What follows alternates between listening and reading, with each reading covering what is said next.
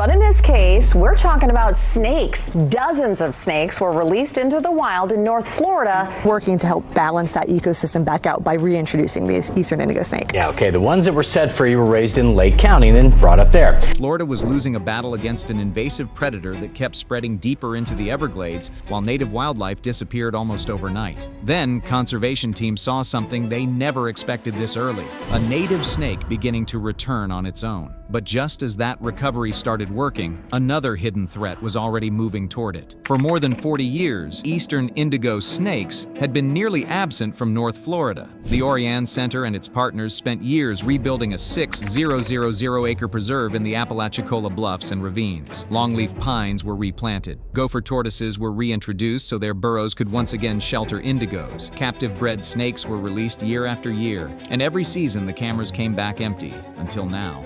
These hatchlings had never been handled by humans. They weren't part of any release program or tracking system. They were born to wild parents already surviving on their own. Conservation biologist Dr. Kristen Summers Hoffman called it a major signal that the project was succeeding far earlier than expected. Florida wildlife officials described the effort as one of the state's gold standard conservation projects. But the eastern indigo was never brought back only for symbolism. It is the longest native snake in North America, a powerful predator with one unusual advantage: it hunts other snakes. Even venomous pit vipers are part of its prey base because the indigo is naturally resistant to their venom. In Florida, that ability suddenly made the species something else entirely, a potential weapon against the largest reptile invasion in modern American history, because hundreds of miles south, the Everglades was already changing. The Everglades is often called a swamp, but it's actually a vast, slow-moving river of grass stretching across roughly 1.5 million acres. It protects major cities from storm surge, recharges Florida's aquifer,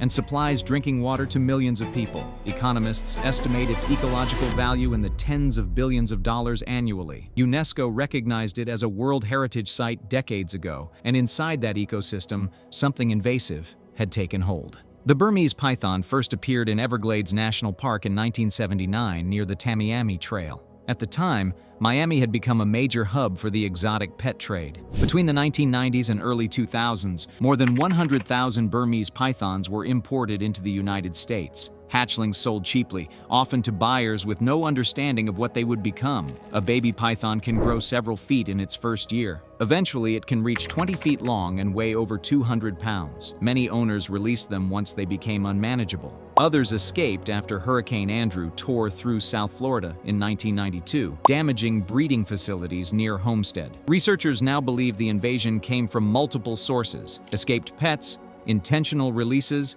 and storm-related escapes, all feeding the same growing population. By 2000, officials confirmed the pythons were breeding successfully in the wild. Attempts to stop the spread came too late. Imports were banned federally in 2012. Predator becomes prey in the Florida Everglades as hundreds of hunters descend on the Sunshine State to catch and kill as many Burmese pythons as possible. Florida later criminalized ownership, but by then, the population had exploded. Estimates ranged from tens of thousands to possibly hundreds of thousands hidden across the wetlands, and most of them were never seen. Researchers estimated that for every python spotted in the Everglades, hundreds more remained hidden in the grass, canals, and mangroves. Then, the ecological damage became impossible to ignore. In 2012, scientists led by Michael Dorcas repeated wildlife road surveys first conducted in the 1990s. The results looked less like decline and more like collapse. Raccoon sightings dropped by over 99%. Opossums nearly vanished. White-tailed deer fell dramatically. Marsh rabbits and foxes disappeared entirely from surveyed areas.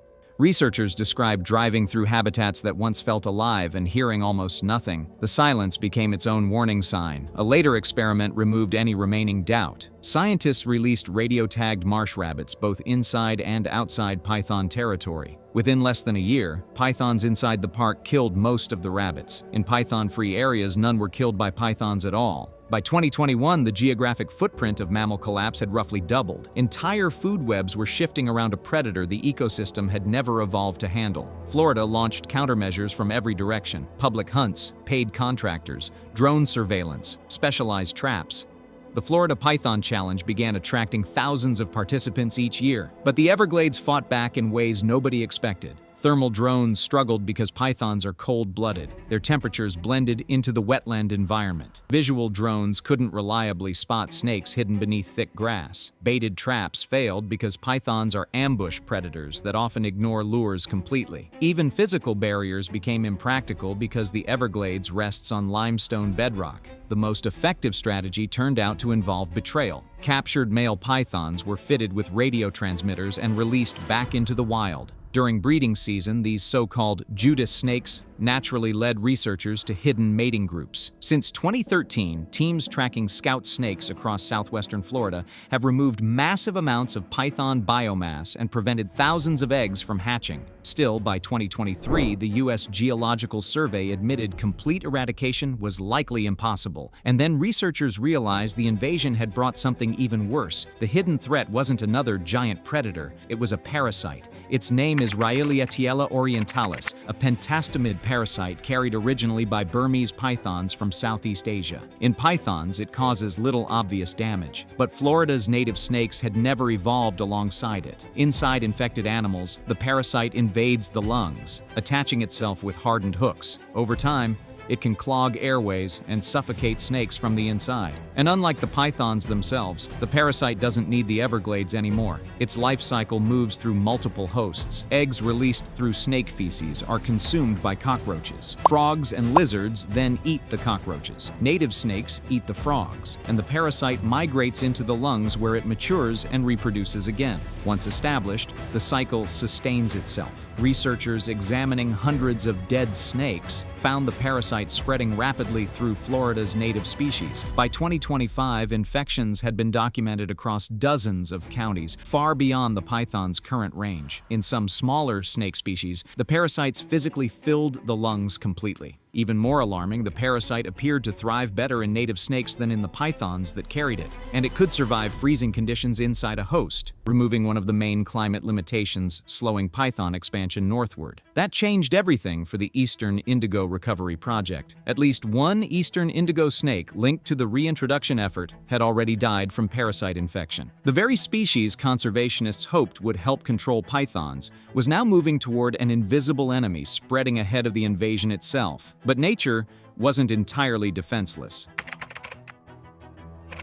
Researchers tracked a radio signal to the body of a massive 13-foot python nicknamed Loki. The snake had been partially eaten and dragged into cover. Trail camera footage later confirmed the predator responsible, a bobcat weighing roughly half as much as the python itself. It wasn't an isolated case. Studies began documenting native predators attacking invasive pythons in multiple ways. Quickly put up a trail cam, because usually predators come back the very next day. Alligators consumed juveniles, cottonmouth snakes preyed on hatchlings, bobcats raided nests and fed on eggs. Researchers even found bobcat fur and claws inside adult python stomachs, evidence that the fights sometimes went both ways. And then came another surprising discovery. Eastern indigo snakes themselves had started preying on python hatchlings. In one case, researchers tracking a baby python suddenly lost the signal inside indigo territory, suggesting the transmitter and the hatchling carrying it had been eaten. The Everglades ecosystem was adapting in real time. What researchers are witnessing now may be one of the fastest ecological evolutions ever documented in North America. Animals surviving the python invasion are behaving differently from previous generations. Predators are learning new hunting opportunities. Pythons are adapting too, avoiding roads and areas heavily used by humans. Natural selection is accelerating on both sides, and nobody knows which side will adapt faster. Back in North Florida, the Eastern Indigo recovery effort continues growing. Since 2016, more than 200 indigos have been released across the Apalachicola Preserve. Survival rates continue improving. Cameras capture more signs each year that the snakes are establishing themselves again. But at the same time, the parasite keeps moving north through frogs, lizards, cockroaches, and native snakes. The pythons continue expanding outward through warming waterways and wetlands, and the indigos move gradually southward toward the very invasion they were reintroduced to confront. Eventually, those three paths will intersect: indigo, python, and parasite. And when they do, decades of conservation work may depend on which arrives first. If the indigos reach python territory before the parasite devastates their population, they could become one of the first native predators capable of naturally suppressing the invasion. But if the parasite spreads through the indigos first, the recovery effort could collapse before the species fully reestablishes itself. No one knows how the story ends yet. The swamp is still fighting back. Bobcats are learning. Alligators keep hunting. Wild-born indigos are appearing again after decades of absence. Somewhere in North Florida, those hatchlings captured on a single trail camera frame are still growing longer beneath the longleaf pines. And somewhere farther south, the invasion is still moving toward them.